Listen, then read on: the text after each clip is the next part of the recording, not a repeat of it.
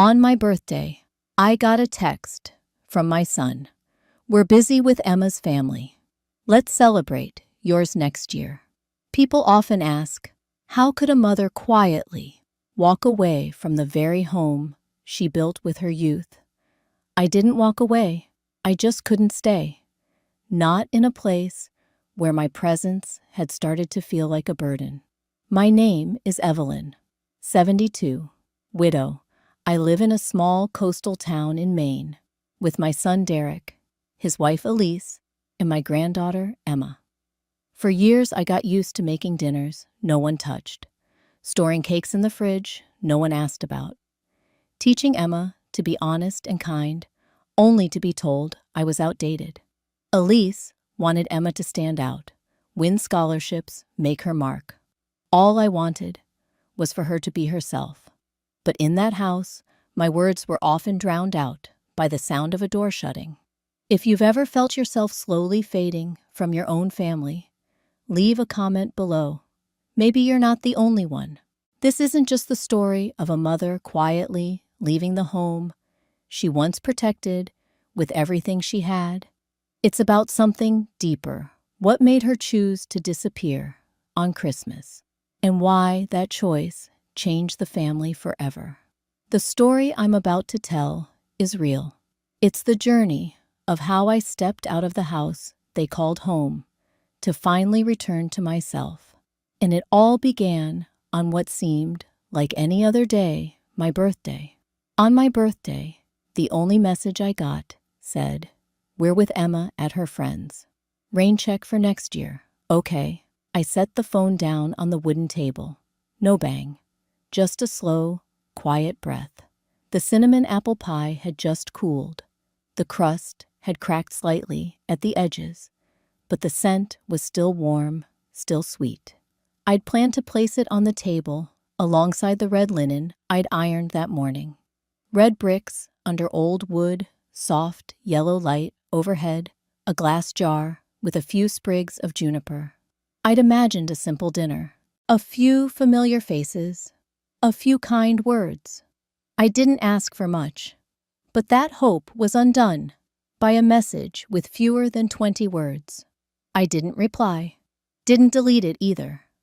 I just stood there for a long time, as if waiting for a second message. A follow-up, an explanation, even a hint of hesitation in their tone. But nothing came. Nothing came at all. I folded the cloth neatly and tucked it into the drawer, wrapped the pie in wax paper, and slid it into the fridge. The house was silent. Elise and Derek had left early, said they were stopping by Emma's friend's place, then heading to Elise's parents'. Busy tonight, that's all they said. Emma had texted, "Sorry, Grandma. I'll make it up to you." She added a sad face sticker.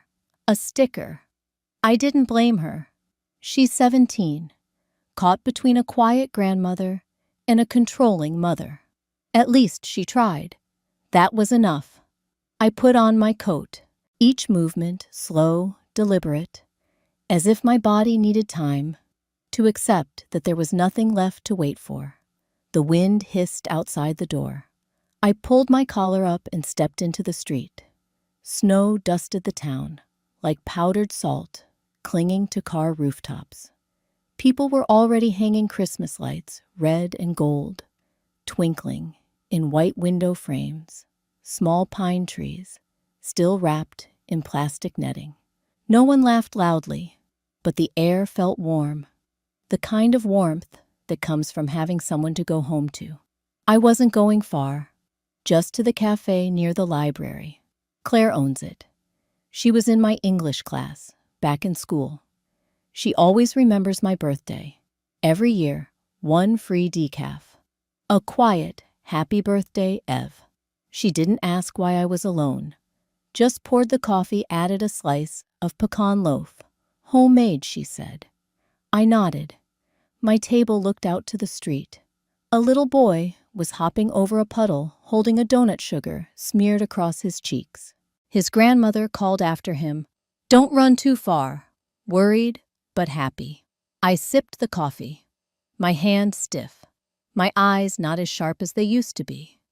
But that familiar bitterness still held the memory. I used to bring Emma here when she was little.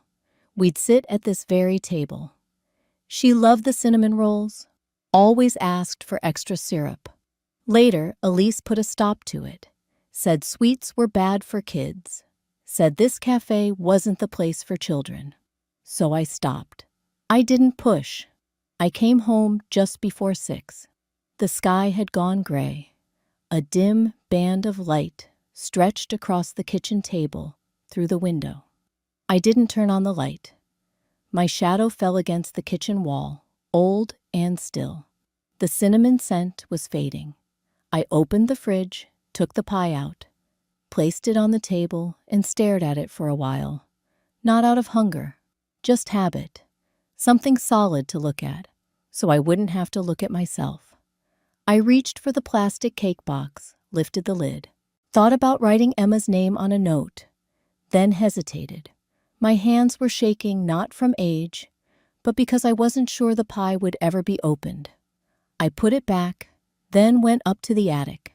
That's where I keep the old things' wedding photos, hand-knit sweaters, a few boxes of birthday cards Emma made when she was still in elementary school. I pulled over a wooden chair and sat down, surrounded by cold and dust. Wind slipped through the window cracks, stirring the lace curtain. There was a photo of me and Emma when she turned 6. Her hair in pigtails, holding a tiny birthday cake with a number 6 candle. I stood beside her, smiling wide. My eyes were bright, not from the candlelight, but from belief. I didn't cry. I just looked at myself in the photo, then looked at myself now, and wondered, do I still have a place in that house? A quiet question, like a scratch on a mirror, invisible to others, but stinging every time you look. I went back downstairs and set the kettle to boil. Made myself a cup of peppermint tea. The kitchen was still tidy, still spotless, but no one noticed. No one thought about the hands that scrubbed it clean every day. I'm not one to complain. I'm not the type to count what I've done. But I started to realize, when you stay quiet too long, people start to treat your presence as optional. The pie is still there. The fridge still hums. But no one asks about it.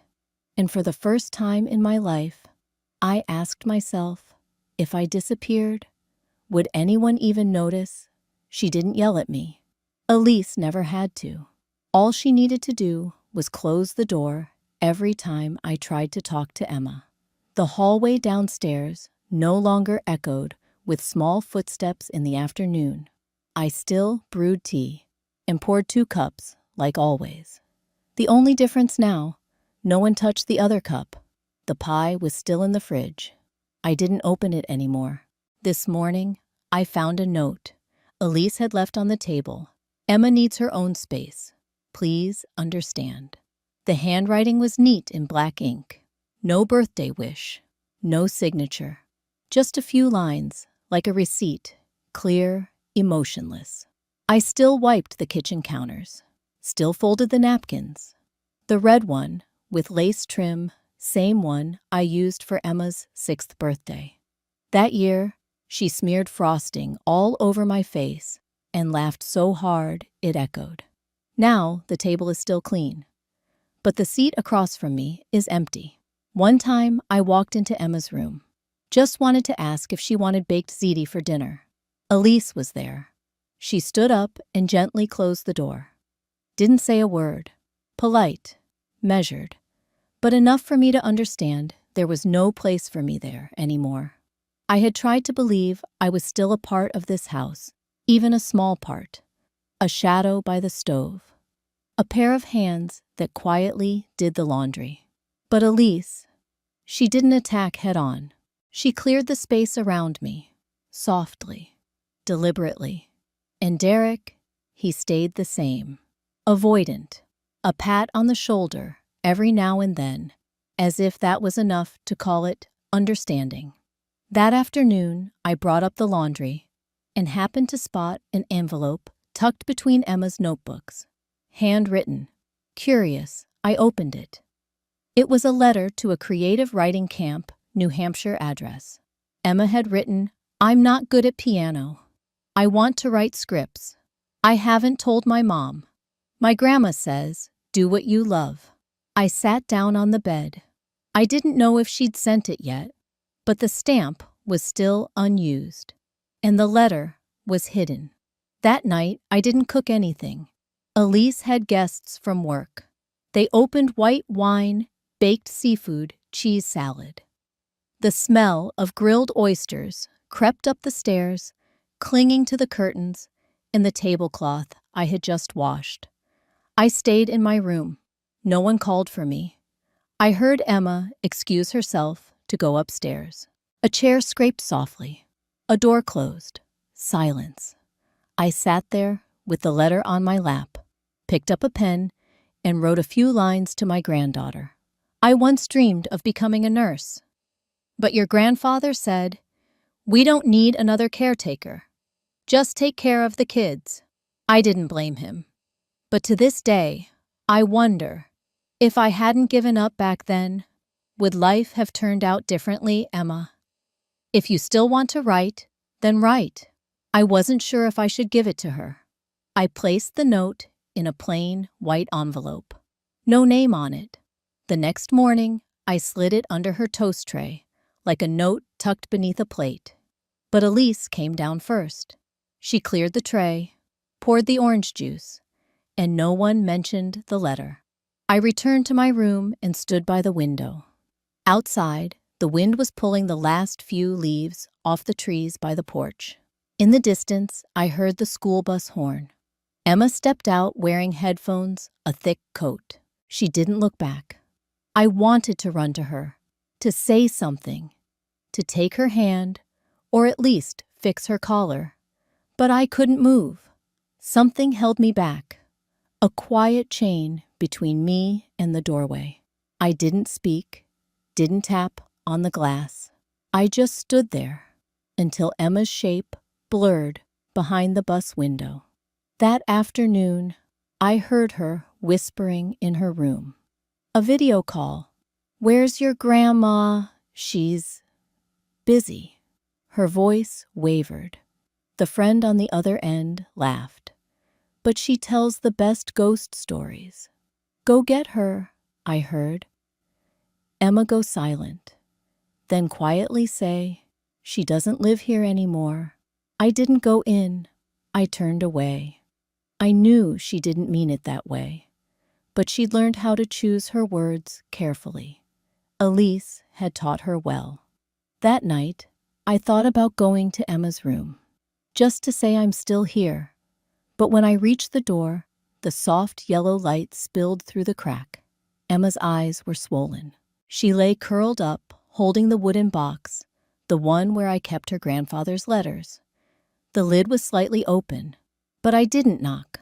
I stood there, counting my breaths. Not long after Elise appeared, she gently pulled the door shut. A soft click. I went back to my room, laid down on the bed, left the light on. I used to think the worst thing was being ignored, but now I know it's when people begin to erase you completely. Emma fell in love with a classmate. She told her parents, and the first thing they did was ground her, take her phone, and cut off contact with me. The news didn't arrive in words. It came through absence. No footsteps, no chair moving, no doors opening, just the porch light glowing through the night, with no one stepping outside. I knew something was wrong when I saw the landline unplugged. For the first time in 10 years, I heard the upstairs door lock. Derek changed the Wi-Fi password. Elise sent a single line in the family email. "We need to adjust the environment so Emma can focus on her studies. No contact for now." For now, a soft phrase, used to shut someone out completely. I didn't call, didn't ask. I waited, but no one came down the stairs. On the night of the Christmas Lights Festival, the houses down the street lit up like paintings. The smell of cinnamon burning wood and distant music drifted in from the town square. I sat in the reading room and opened an old photo album. My hands trembled, my eyes blurred, but one picture held me longer than the rest. I was 17, curly hair, a knee-length dress, standing next to an ice cream truck at my old school. I was smiling, but my eyes weren't. Just like Emma's, exactly like hers. Under the pillow in my room, I found a scrap of paper. Pencil written, no punctuation, shaky handwriting. If you still believe in me, don't let me end up like you. I held it all night, didn't fold it, didn't hide it. The next morning, I went to Emma's school. Her teacher said she'd been out for a few days for personal reasons. I asked, "Is she okay?" She lowered her head, didn't answer. I stood outside the school for a long time. Red leaves covered the benches. It wasn't raining, but the air felt like a storm was near. Clara picked me up on the bus. An old friend, the only one I'd kept in touch with after retirement. We didn't talk much. She drove me along the coast. This time of year, fog clings to the rocks. At one point, she stopped, didn't look at me, just said, "Evelyn, maybe it's time you saved yourself." I got home just before 5 p.m. The sky was dimming like an old photo fading at the edges. Upstairs was quiet. I didn't go up. I went straight to the reading room. The old fireplace cracked softly. In the low light, I opened the bottom drawer and pulled out an old file folder. Some pages still had oil marks. The corners curled slightly from time and moisture. Bank forms, asset authorizations, transfer receipts, retirement statements. I didn't look at the numbers. I looked at the signatures, mine and Derek's, the date, the note, full authorization granted to son. I remembered Derek saying, "It's just for convenience taxes and such." I didn't ask more. Back then, I still believed people wouldn't take advantage of their own mother's trust.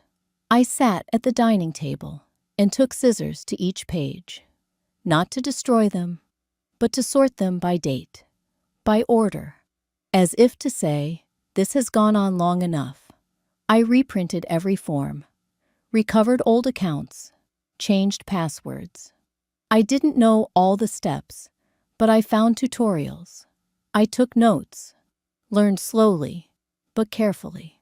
I opened a new bank account in my name only. No sharing, no announcement. That night, I placed the stack of documents on the dining table, not as a declaration of war, but as a reminder to myself I still exist. I brewed tea, sat quietly, didn't turn on the TV. I thought of Emma, of that pencil-written line with no punctuation. "If you still believe in me, don't let me end up like you." I used to think I was protecting my children by staying silent, by stepping back, by swallowing words. Now I know staying silent for too long is a kind of betrayal too. The next morning, Elise passed by the table and caught a glimpse of the folder. She said nothing, but her expression changed. Not surprise, not confusion, calculation. I didn't respond, didn't explain. I went back to my room and reopened the photo album. The photo of me at 17 had slipped loose. I picked it up and looked at it for a long time. Back then, no one stood beside me. And now, no one does either. But this time, I didn't feel alone. I felt myself. I can't save Emma, not if I keep living like a shadow in this house. I've already lost too much by retreating. And now I know, if I don't step out from that shadow, Emma will be swallowed by the same silence that once consumed me. I didn't get angry. I didn't talk back. I simply placed the folder on the table, neatly beside a vase of wilted flowers no one had remembered to refresh. No one was in the kitchen. Derek and Elise had taken Emma out early. Intense exam prep, they'd said. I heard the upstairs door close. No one came downstairs. No one said good morning. No one noticed I had been up for over an hour. I made coffee, decaf, poured half a cup, left it there. On the wooden table, I laid out a pale blue folder. No lock, no string, no note. But inside was something they'd need to read carefully, if they still intended to use the money I once set aside for them. I'd moved all my retirement savings to an independent system, revoked all authorizations, disconnected every shared link with the family accounts. I didn't hide it, didn't announce it. My signature was still steady, clean, unwavering, like the one I signed the day I brought my husband home from the war. It was winter then, too, cold, just like today.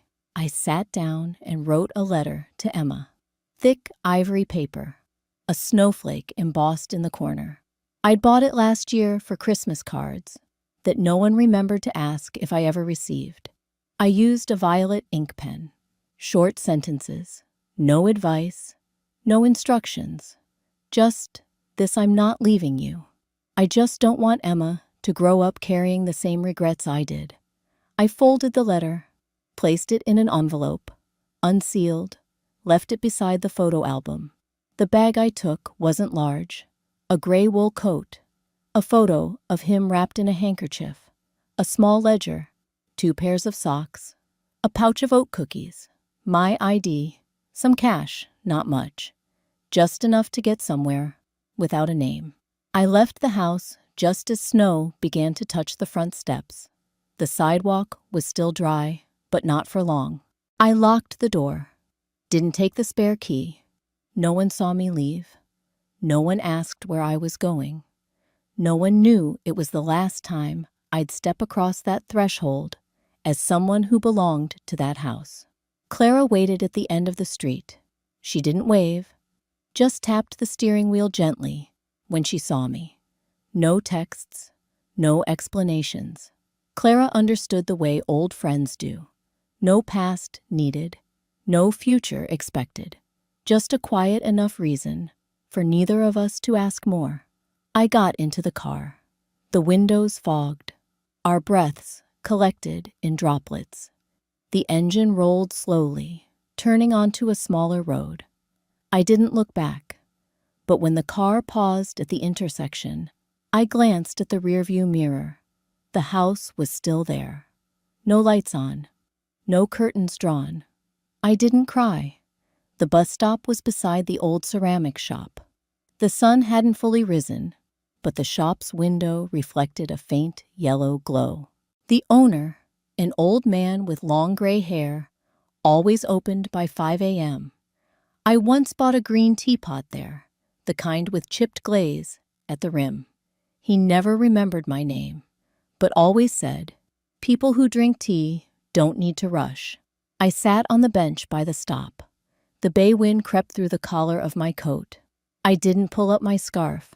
I wanted to remember the cold mark, it clearly as the moment I left. Clara didn't say anything else. She sat beside me quietly. One of her wool gloves had a loose thread. I saw her aged hand curled gently underneath. "Haven't decided where yet?" she finally asked. Not pressing, just to fill the breath between us. I nodded. "I don't need to know where. I just need to know I won't be staying." The bus was 5 minutes late. A silver, long-distance line. Low steps, few passengers. The driver nodded as I handed him my ticket. I walked down the aisle and chose a window seat. Clara didn't get on. She just touched my shoulder, then turned back toward the old street. I leaned my head against the glass. No one looked for me. No one waved from the house. No messages. No calls. I thought of the folder. Wondered if they'd opened it yet.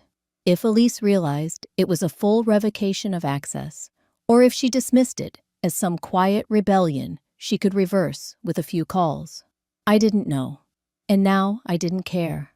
On my lap, I held the old bag tightly. Not for fear of money, But because inside was the one piece of memory, I chose to bring a sticky note Emma wrote when she was 9. Grandma is home. She's the place I can breathe. I smiled when I first read it. Now it stings.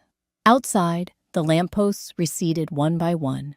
Their lights faded gently. Maine blurred behind me, like a photograph developed with the wrong focus. And I sat there, still unnamed, still unseen, a figure in motion no one thought to follow. I left no Christmas wishes, because I've stopped waiting to receive any. When they came home, dinner wasn't cooked, the table was bare, and their mother was no longer there. I don't know if it was cold when they opened the door. Maybe it was already dark. Maybe the snow had begun to fall. But in that house, the one I spent my whole life keeping in order, no one put a pot on the stove. No one set out napkins. Dinner, like so many years before, existed only in memory, never in reality. I didn't leave a long letter, just a single page tucked neatly inside the folder, a revocation of account access, a notice that all legal matters had been reassigned to private control, and one short line at the end, I'm well, but I want to live for myself just this once.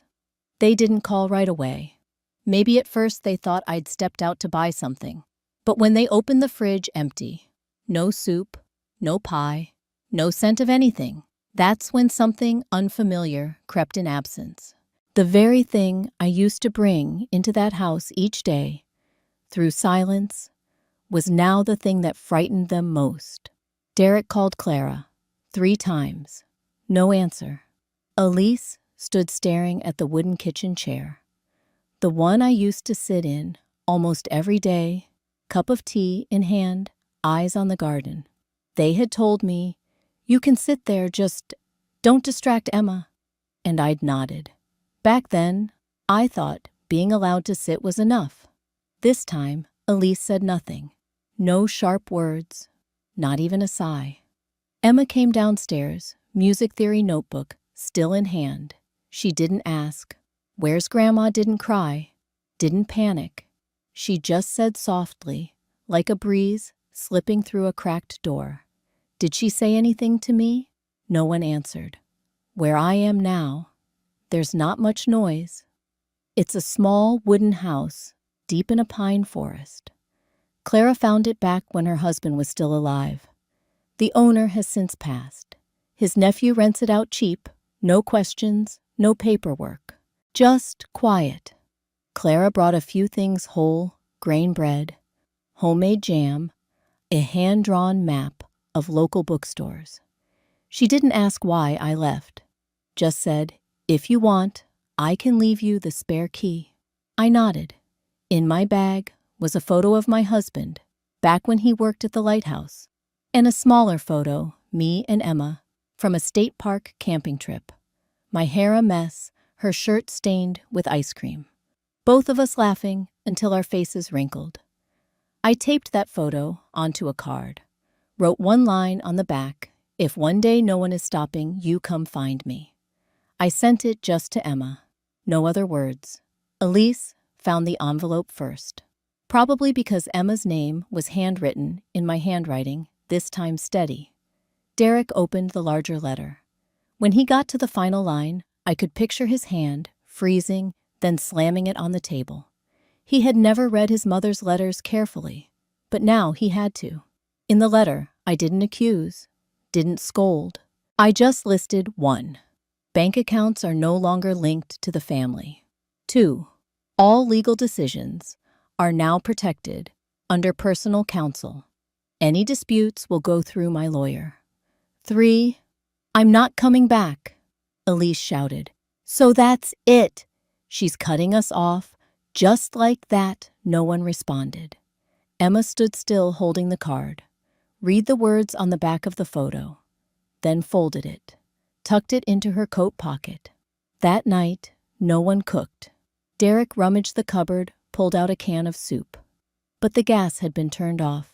I forgot to mention that. I did it that morning, like I always did. Turning the valve, to off wiping the burners with a cloth.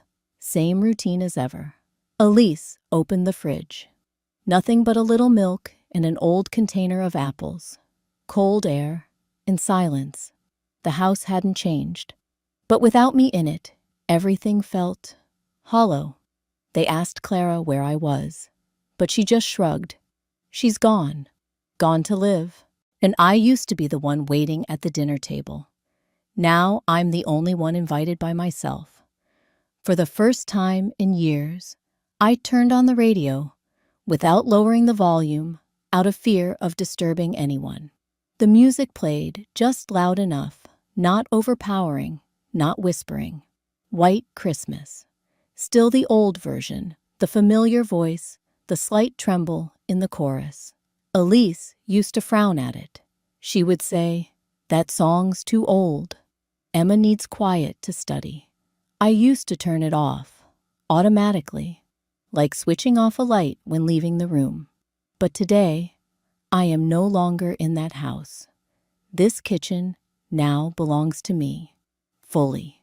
No need to ask, no need for permission.